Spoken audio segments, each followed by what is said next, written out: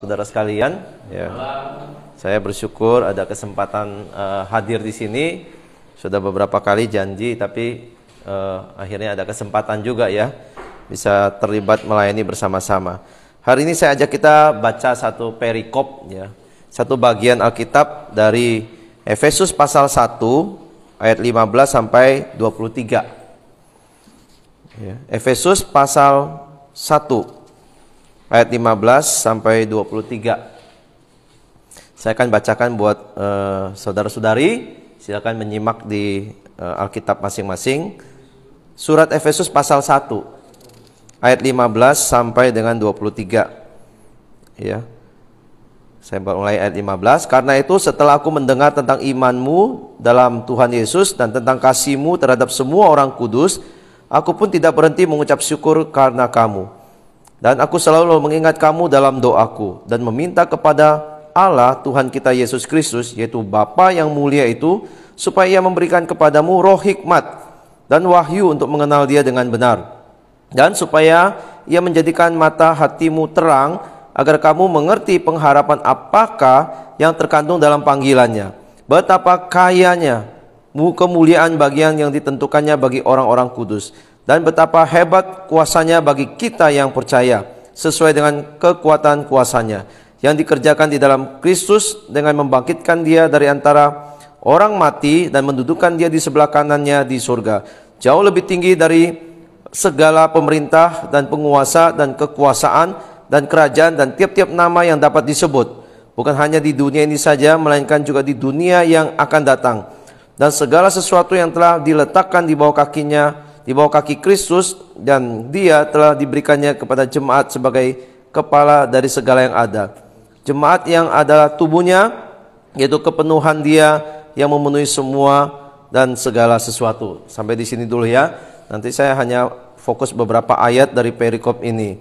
Nah, judul yang diberikan di LAI ini adalah tentang doa untuk pengertian tentang kemuliaan Kristus. Jadi kalau bicara tentang doa, saya yakin setiap kita ini orang-orang yang berdoa kepada Tuhan ya. Minimal kita pasti ya adalah setiap hari itu berdoa. Ya, karena itu menjadi bagian dari iman kita bersama-sama. Cuman begini ya, setiap orang itu kalau punya kebiasaan doa itu kan hal yang baik. Hal yang baik. Kita seringkali hanya melihat orang itu berdoa apa enggak berdoa sih gitu ya. Kalau nanya orang kan, coba kalau ketemu, kamu orang Kristen yang berdoa apa enggak gitu. Kita kadang-kadang cuma hanya concern soal dia berdoa apa enggak berdoa. Tapi pernah nggak kita tanya kalau orang ini punya kebiasaan berdoa ya, mungkin pagi berdoa, bangun tidur berdoa, siang berdoa, malam sebelum tidur berdoa. Sebenarnya yang paling sering didoakan orang itu apa gitu? Pernah nggak kita concern dan bertanya tentang kamu tuh doanya apa sih gitu? Karena orang hanya kalau sering berdoa, tapi kalau isi doanya juga tidak tepat misalnya ya. Nah itu juga apakah bisa dikatakan doa yang benar? Karena di surat lain juga ada katakan ya, kamu sering berdoa tapi kamu salah berdoa juga kata Tuhan. Jadi kadang-kadang kita concern soal frekuensi orang berdoa itu sudah dianggap wah kamu sering berdoa, kamu orang Kristen yang baik. Tetapi betulkah itu? Nah di sini kita harus melihat bahwa ya kita juga perlu concern melihat bukan hanya berapa sering orang itu berdoa, tapi apa sih yang menjadi isi doa seseorang itu kepada Tuhan. Ya. Kalau orang itu paling sering berdoa ya misalnya ya, apa sih yang diminta orang itu biasanya kalau doa? Kalau kita berdoa ya, saudara kalau ditanya pagi, siang, malam itu doanya apa sih isinya gitu? Ujung-ujungnya mungkin apa sih? Berkat, setiap hari berkat gitu ya. Kalau yang bekerja mungkin usahanya supaya lancar. Ya, kalau anak sekolah doanya pasti sekolah supaya hari ini bisa ngikutin pelajaran dengan baik lah. Yang karyawan juga berharap bisa bekerja dengan baik lah. Pokoknya urusan kelancaran, berkat. Kalau hari ini sakit ya berdoanya untuk sakit. Ya, kalau hari ini ada kesusahan, oh Tuhan tolong saya bisa mengatasi kesusahan gitu. Jadi seputar hal-hal sehari-hari, keseharian yang sering kita doakan. Saudara, kalau orang hanya berdoa seputar itu setiap hari, kita itu kadang mendapat indikasi wah ini kerohaniannya itu seputar itu aja gitu. Apa sih yang paling dia kejar dalam hidupnya terhadap Tuhannya itu? Apakah soal hal-hal sehari-hari ini aja gitu? Baik sih kalau kita berdoa untuk hal-hal seperti ini, bukan salah sih ya, hal baik oke, kita doakan, ya. Tapi kalau kita sudah dipenuhi misalnya, yang kita doakan, oke, kesuksesan hari ini lancar, bekerja lancar, kesehatan baik, anak kita sekolahnya juga baik gitu. Apa kita sudah puas sampai segitu sebagai orang Kristen? Yang penting hidup saya sehari-hari udah ada di dalam berkat Tuhan. Apa itu cukup gitu sebagai orang Kristen? Apakah nggak ada hal lain yang memang itu sangat menjadi concern kita untuk kita kejar selain hal-hal yang sehari-hari yang kita minta itu? Nah, Paulus di sini kalau kita lihat ya, kita dari perikop ini kita akan belajar bersama-sama saudara ya, bahwa ada hal-hal penting yang kadang-kadang orang Kristen lupa minta kepada Tuhan, lupa untuk doakan di dalam doanya, karena mereka concern kepada hal-hal yang tadi itu, ya, sifat-sifatnya yang kita, kebutuhan kita yang pusatnya itu kepada kita semuanya. Ya, hal baik itu oke, tapi jangan berhenti untuk hal yang lebih baik dari itu, yang terutama yang mesti kita kejar juga. Nah, kita lihat ya, apa sih yang Paulus doakan kepada jemaatnya? Yang pertama itu kalau kita lihat di ayat yang ke-17, maka di situ dikatakan ya, atau di ayat 16 bagian B, dan aku selalu mengingat kamu dalam doaku dan meminta kepada Allah Tuhan kita Yesus Kristus, yaitu Bapa yang mulia itu, supaya Ia memberikan kepadamu roh hikmat dan wahyu. Untuk apa? Untuk mengenal Dia dengan benar. Nah, ini doa yang jarang orang Kristen naikkan sebenarnya. Ya, jarang sekali. Kalau kita lihat nih, Paulus di ayat 15-16 itu juga mendapatkan hal-hal yang baik loh.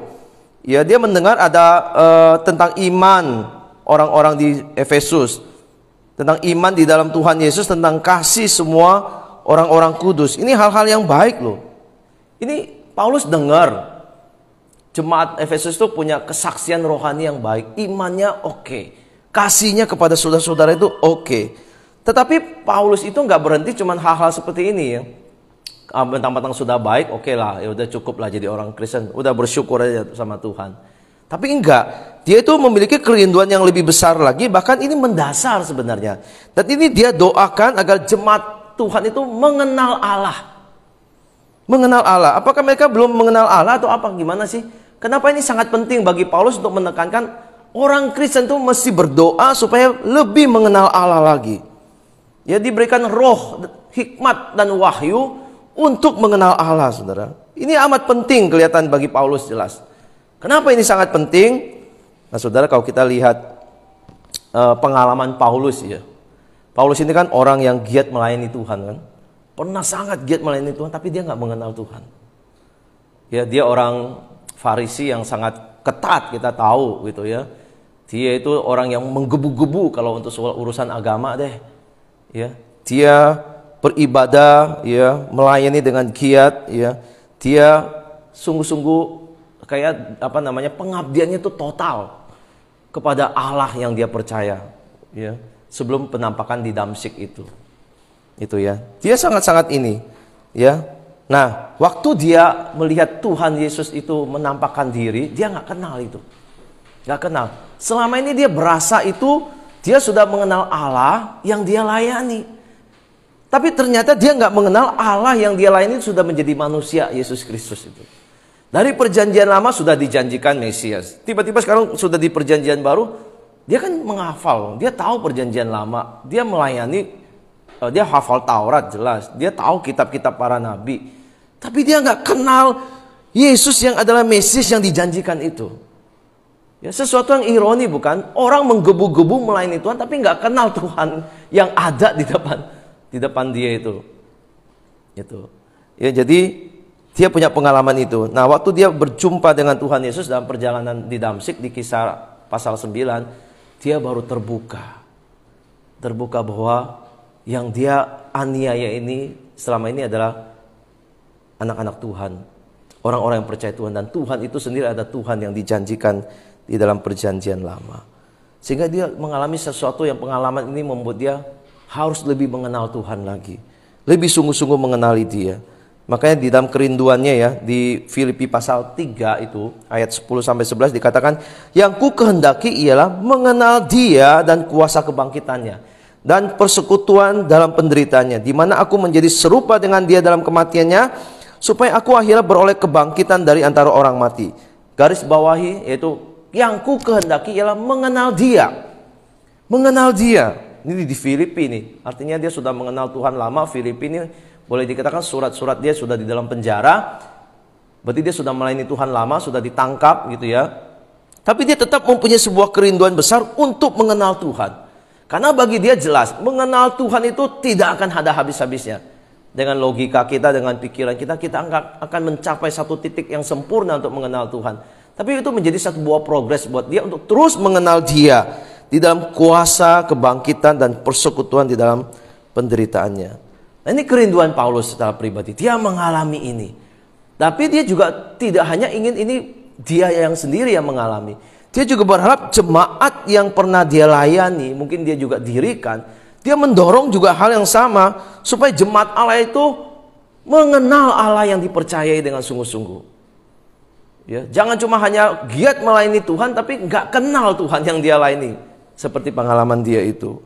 Gitu ya. Paulus nggak mau itu terjadi pada orang-orang yang melayani Tuhan. Ya, melayani Tuhan tapi tidak mempunyai pengenalan yang sungguh-sungguh kepada Tuhan, saudara. Ya, dan ini sangat, kalau kita orang-orang yang giat ya, setiap minggu ke gereja, belajar Bible study, tapi kita tidak mempunyai tingkat pengenalan yang semakin dekat kepada Tuhan, ini berisiko bagi iman kita. Berisiko sekali. Ya. Nah, saudara saudara pernah mendengar satu ajaran sesat dari Korea nggak ya? Pernah dengar yang belakangan ini cukup marak ya. Namanya kalau nggak salah Senjeonji begitu ya. Pernah nggak dengar ajaran sesat ini? Belum pernah ya. Sudah bisa search di Facebook. Ini pendirinya itu mengklaim dia itu Mesias. Mesias yang dijanjikan. Terus dia mengatakan hanya dia yang bisa menafsirkan kitab Wahyu itu dengan tepat, dengan benar. Di luar dia nggak ada yang bisa menafsirkannya. Nah, pengikutnya banyak dari Indonesia. Sangat banyak. Dan orang-orang Kristen bisa begitu begitu banyak yang tertarik ke sana. Bukankah mereka ini udah orang-orang Kristen yang ke gereja, ya?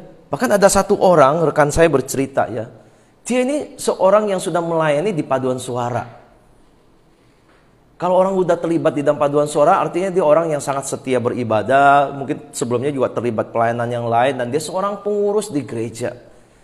Tapi bisa dibayangkan dia akhirnya ikut ajaran yang salah ini.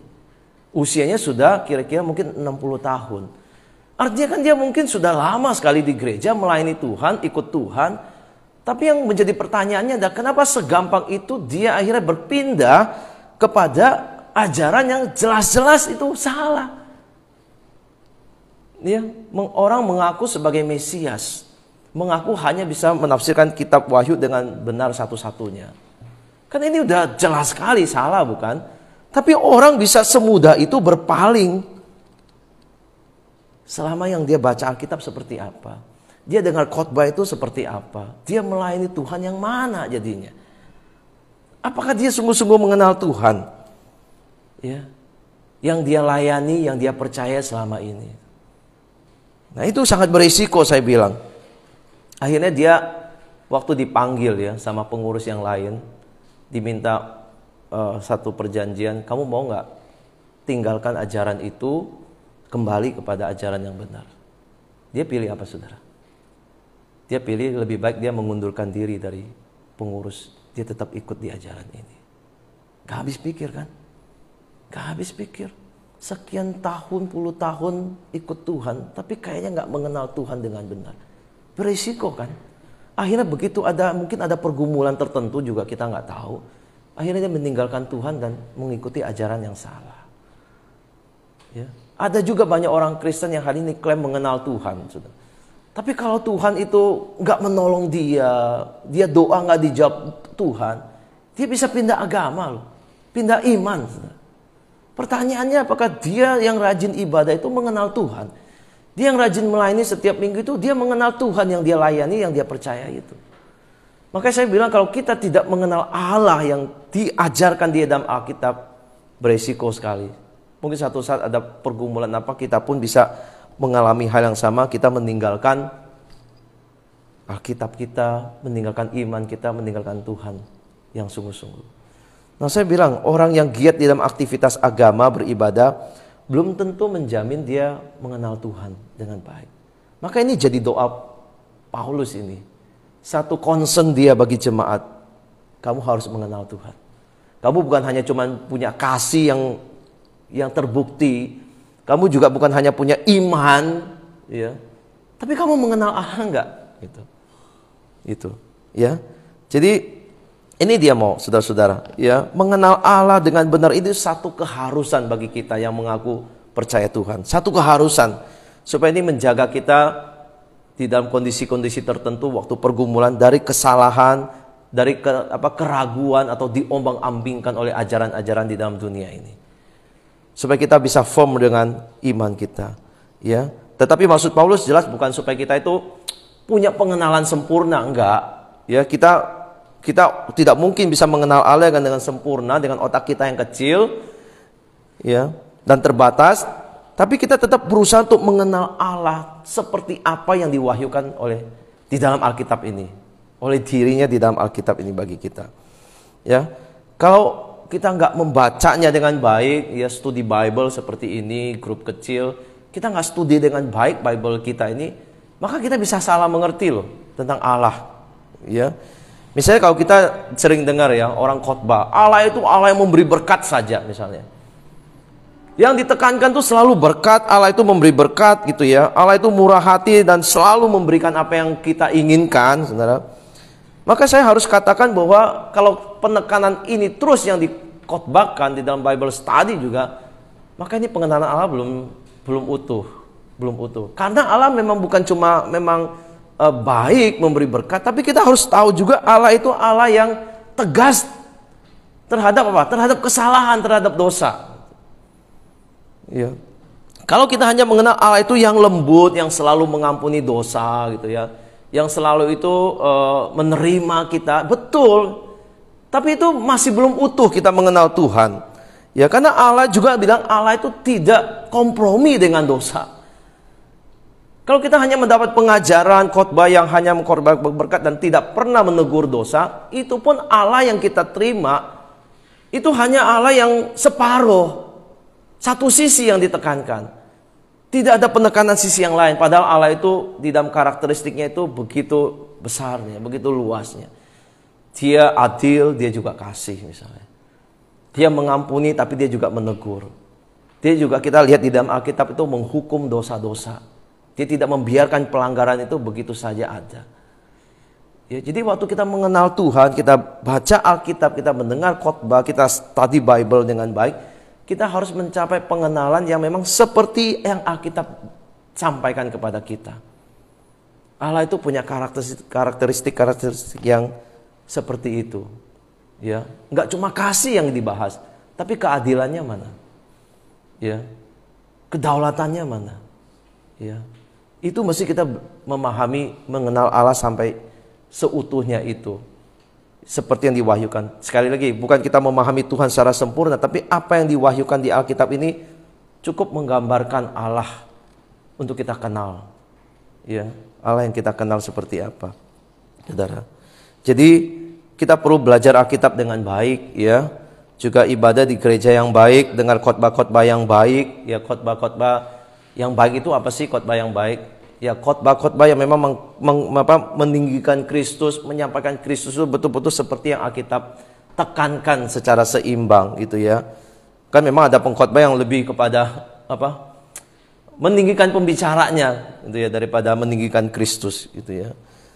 Gitu. Ada yang khotbah yang memang membuat kita itu akhirnya fans sama pengkhotbahnya, tapi bukan membawa kita kepada Allah.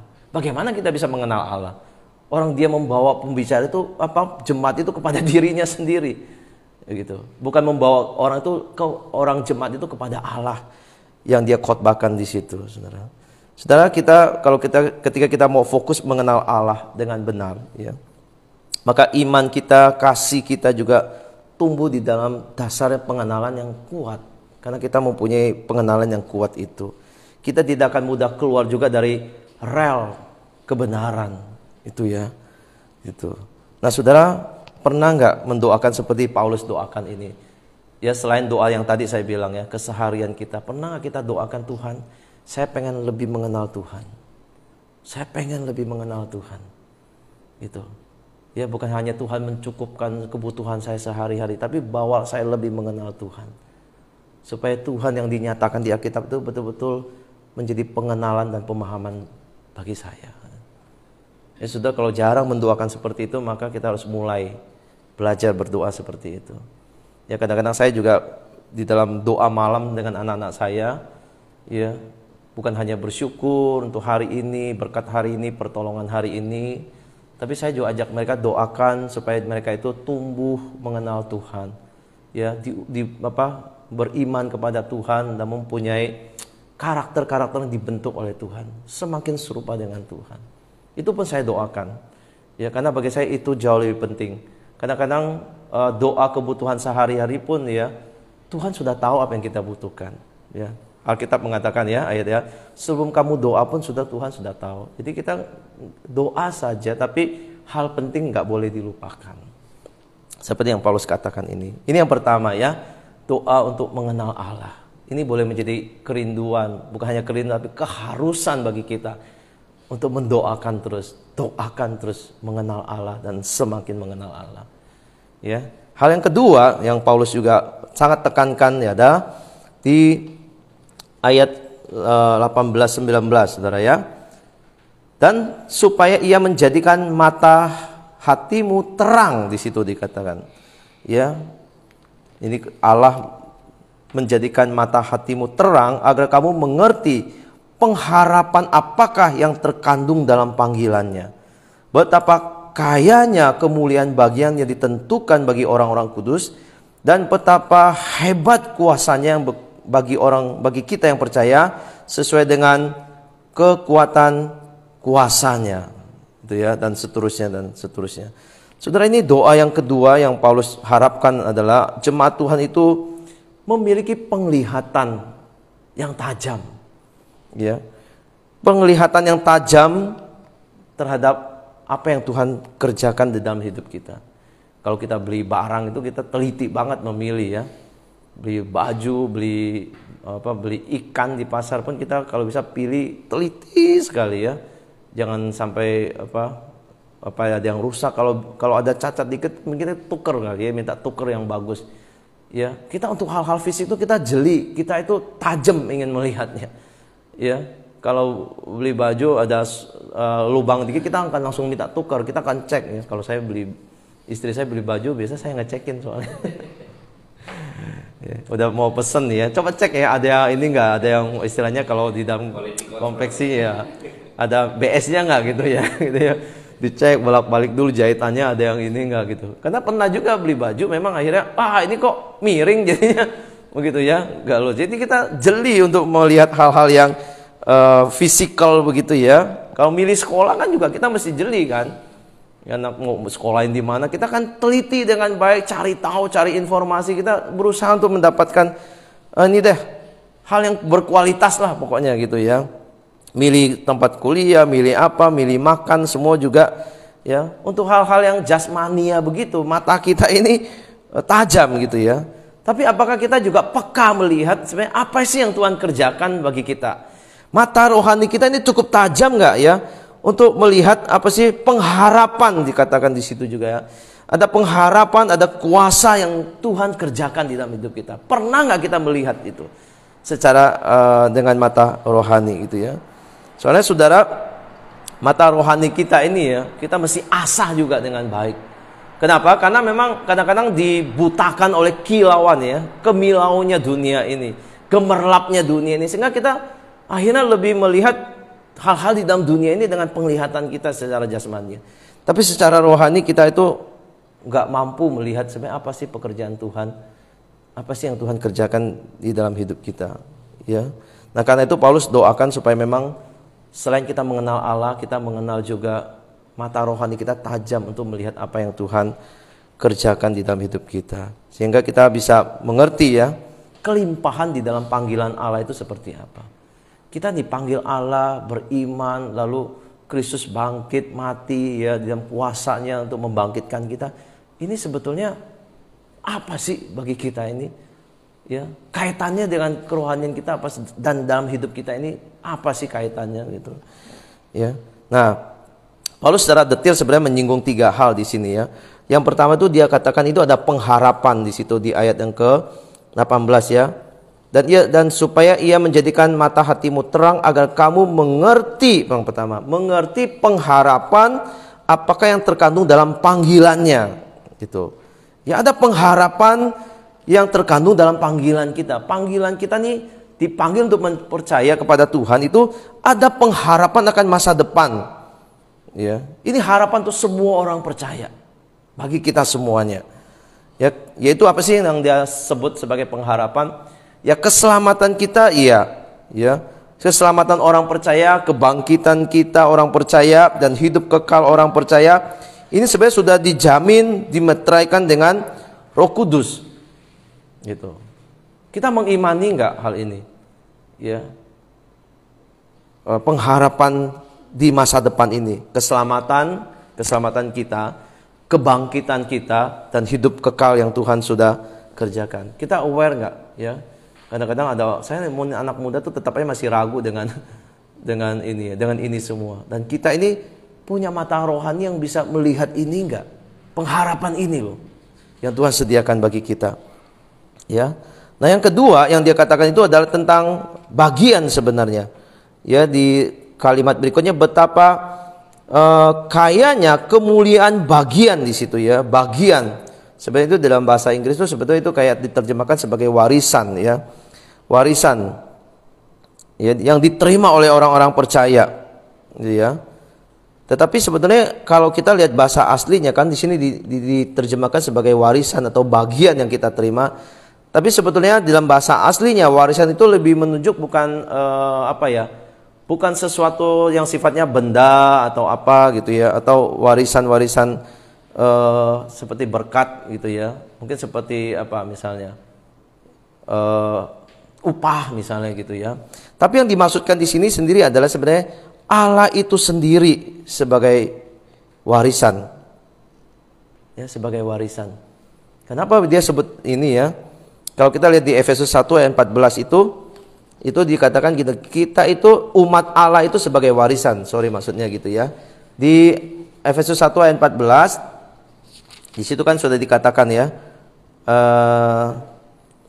Dan Roh Kudus itu ada jaminan bagi bagian kita sampai kita memperoleh seluruhnya, yaitu penebusan yang menjadikan kita milik Allah.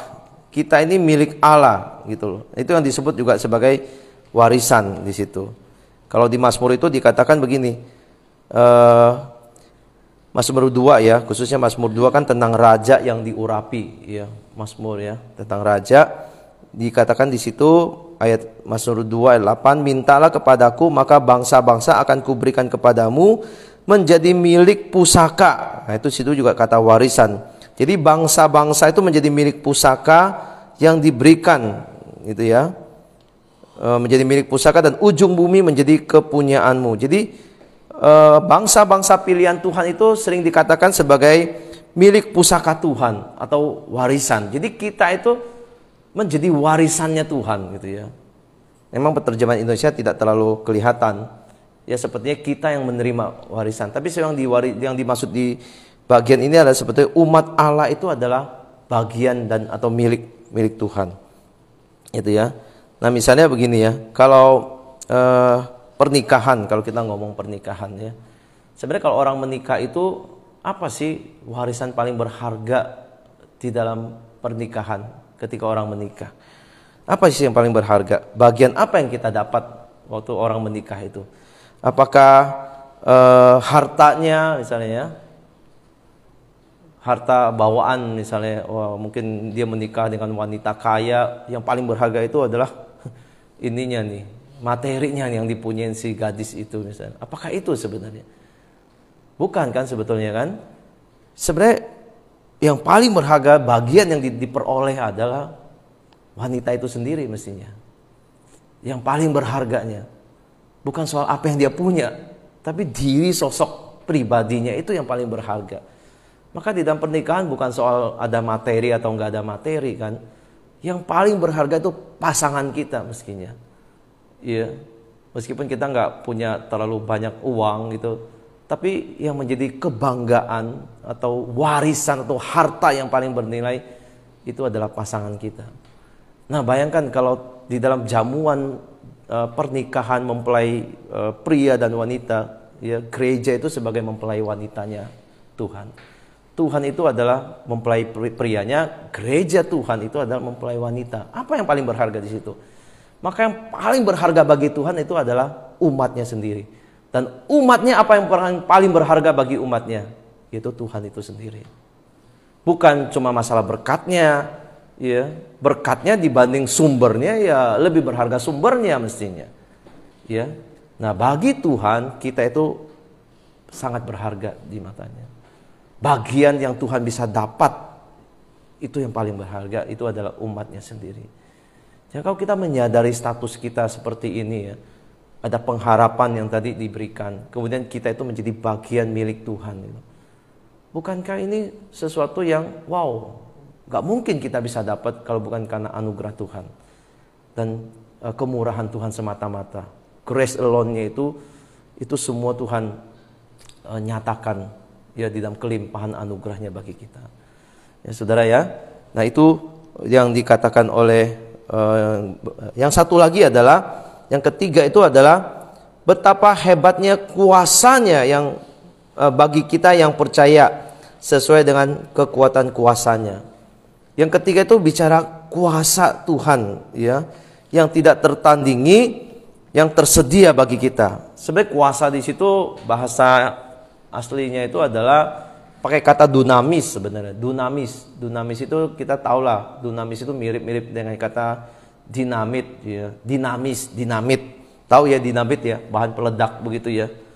Bahan peledak untuk ngebom gitu, ya. Tahu kekuatan dinamit itu? Ya, dinamit itu tuh bisa menghancurkan satu gedung seperti ini 5 lantai itu dengan gampang gitu, ya. Pasang beberapa di fondasinya aja itu kalau diledakin udah hancur semuanya. Itu kekuatan dari sebuah dunamis gitu. Ya. Nah, sudah bayangkan begini, ya. Kekuatan mana yang lebih besar? Kekuatan untuk merusak, menghancurkan, atau kekuatan itu untuk memulihkan kembali yang rusak itu? Mana yang lebih besar? Kalau dinamit aja kita sudah kagum bisa menghancurkan dunia ini, misalnya. Tapi kekuatan yang lebih besar yang mana sebetulnya? Yang menghancurkan atau yang membangun kembali? Ya, mana yang lebih besar? Yang membangun kembali itu lebih besar. Ya enggak? Menghancurkan itu mudah, tapi membangun kembali itu hal yang sulit sekali. Bahkan mustahil bagi kita punya kekuatan untuk memulihkan. Ya, saya pernah kasih contoh misalnya begini. Kalau saya punya satu kertas aja yang mulus begini, ya. Kalau saya mau merusaknya mah gampang. Betul nggak? Mungkin saya tinggal lecek-lecek, itu udah jelek dia. Tuh. Jelek. Bisa nggak saya punya ini udah lecek nih misalnya, ya. Udah tadinya mulus jadi nggak jelas nih, ya. Berlekuk-lekuk gitu, ya.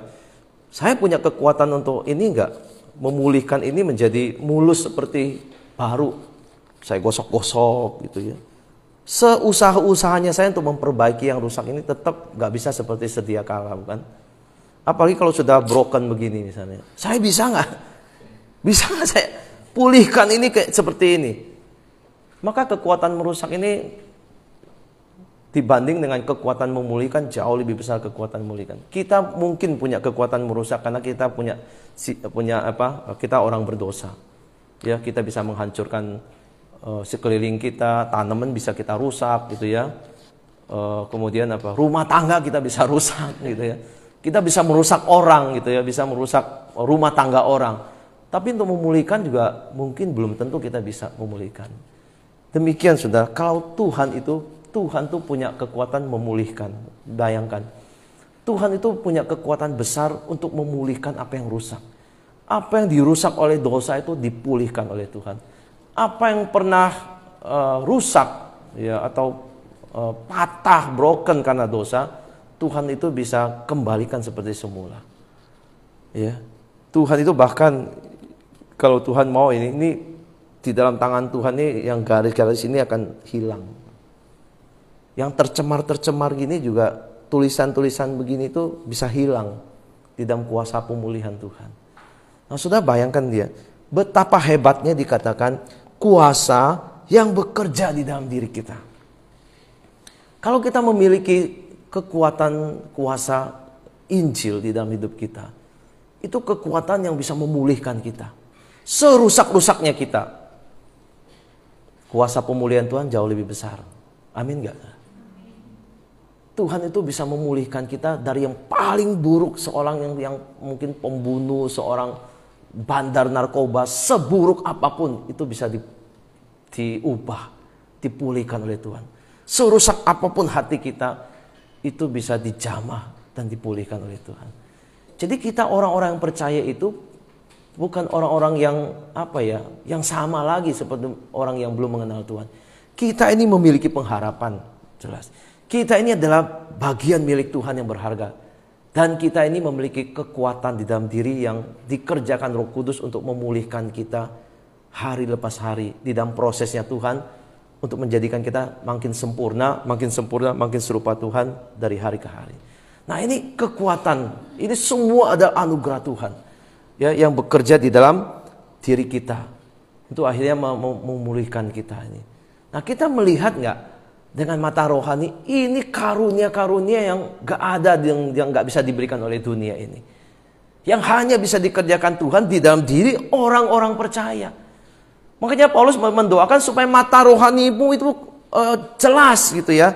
Tajam untuk melihat apa yang Tuhan kerjakan ini di dalam diri kita. Itu. Ya, jangan hidup seperti biasa-biasa.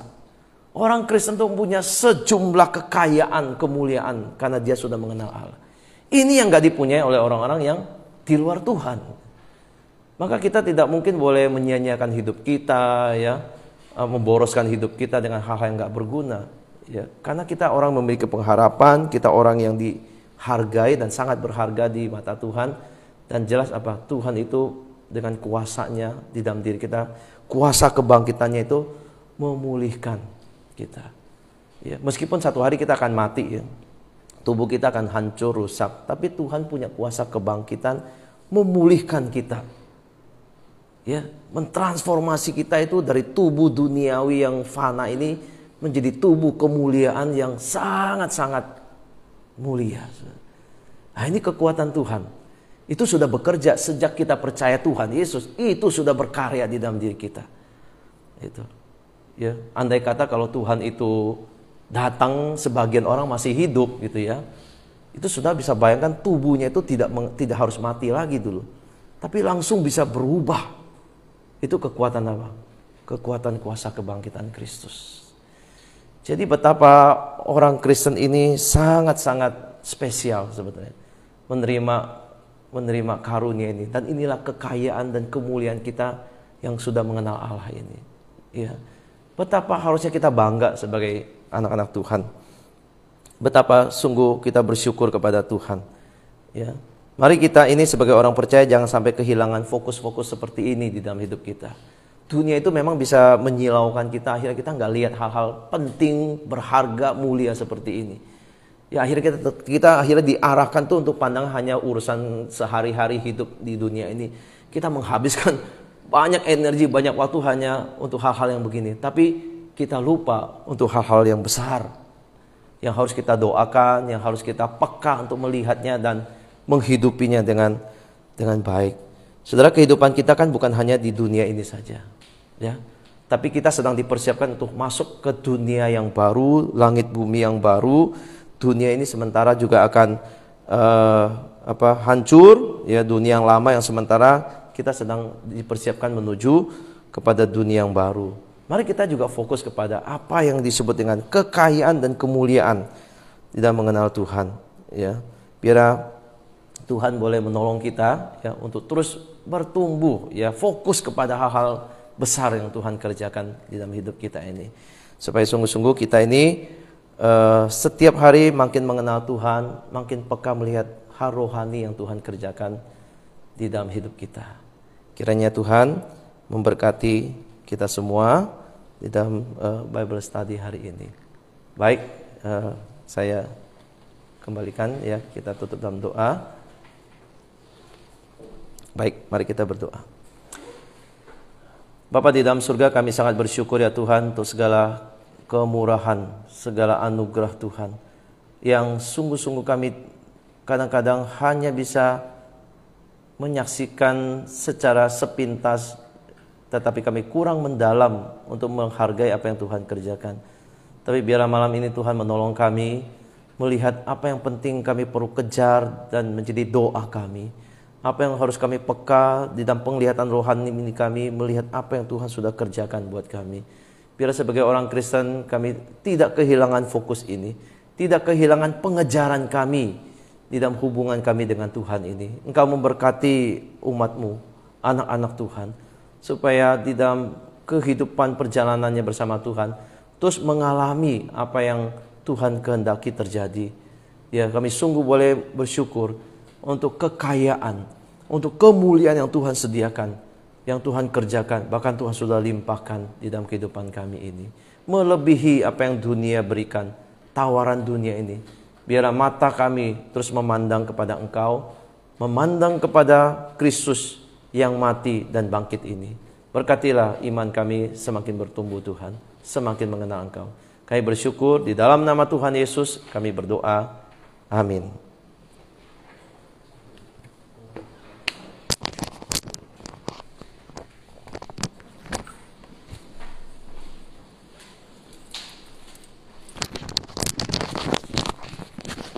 Terima kasih buat Pak Andi, saya undang untuk istri saya untuk doa kolekte.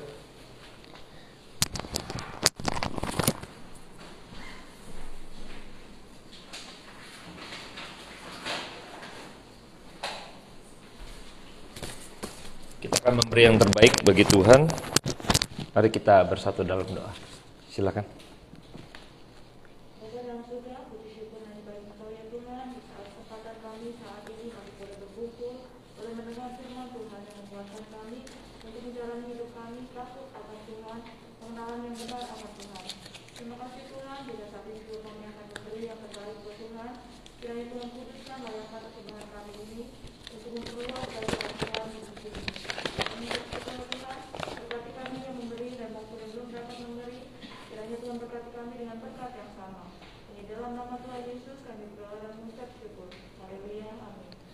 Amin. Baik, terima kasih buat Pak Andi, Pendeta Andi yang sudah berbagian.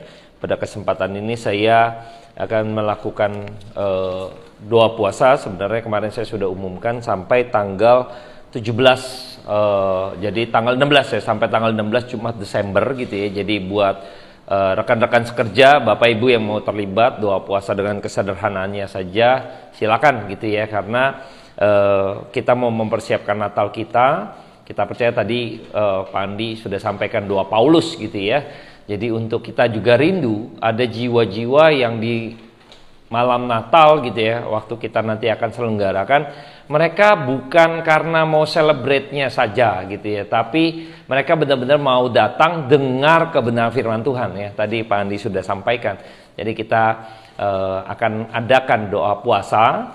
Jadi puasanya itu ya rekan-rekan sekerja komitmen sendiri ya, karena beda-beda kita punya kemampuan gitu ya. Tetapi jangan lupa berdoa supaya jiwa-jiwa, pokok doanya adalah jiwa-jiwa boleh rindu dengar-dengaran firman Tuhan ya. Oke, kita akan akhiri pada malam hari ini. Saya undang kita semua bangkit berdiri, saya akan berdoa buat setiap kita. Bapak, kami bersyukur untuk malam hari ini. Dalam kesederhanaan kami boleh menikmati kebenaran firman Tuhan yang mewah pada malam hari ini. Kami berdoa Tuhan Yesus, mengucap syukur juga buat Pendeta Andi yang sudah Tuhan hadirkan bagi kami, untuk kami boleh mendengar dan belajar kebenaran firman Tuhan lewat doa Paulus kepada jemaat di Efesus. Kami berdoa Tuhan agar kami boleh memiliki kehidupan doa yang berubah karena mendengar kebenaran firman Tuhan. Kami boleh memiliki konsep yang baru bahwa kami harus berdoa, bergumul untuk terus makin hari mengenal Kristus di dalam kebenarannya. Tuhan, tolong bimbing kami yang awam ini. Tolong bimbing kami dalam setiap apa yang kami kerjakan. Mungkin ada hal-hal yang menyilaukan mata kami, tapi biarlah firman Tuhan ini mengingatkan kami untuk kami boleh berfokus pada Injil, pada kebenaran, pada Kristus di dalam kehidupan kami. Tuhan tolong kami yang sederhana ini. Tuhan juga berkati Pendeta Andi dan keluarganya, anak-anaknya dalam studi mereka.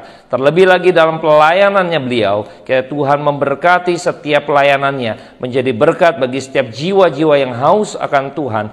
Biarlah mereka terpuaskan oleh karena kebenaran yang diutarakan, kebenaran firman Tuhan yang ditinggikan. Terima kasih Bapak, kami serahkan malam hari ini ke dalam tangan Tuhan. Buat setiap jemaat yang hadir juga Tuhan memberkati. Mari kita siapkan hati kita untuk menerima berkat daripada Tuhan. Kiranya berkat damai sejahtera daripada Allah Bapa, sukacita daripada Yesus Kristus, dan penyertaan daripada Roh Kudus turun atas setiap kita mulai malam hari ini sampai kedatangan Kristus kedua kalinya. Bapa, terima kasih.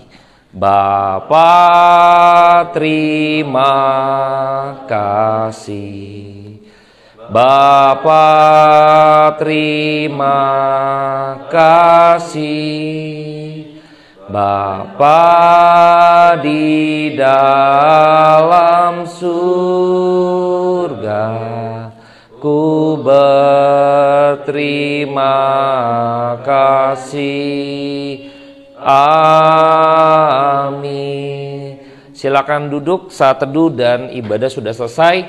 Saya undang minggu depan hadir kembali di lantai 2 setiap Sabtunya sekarang. Terima kasih.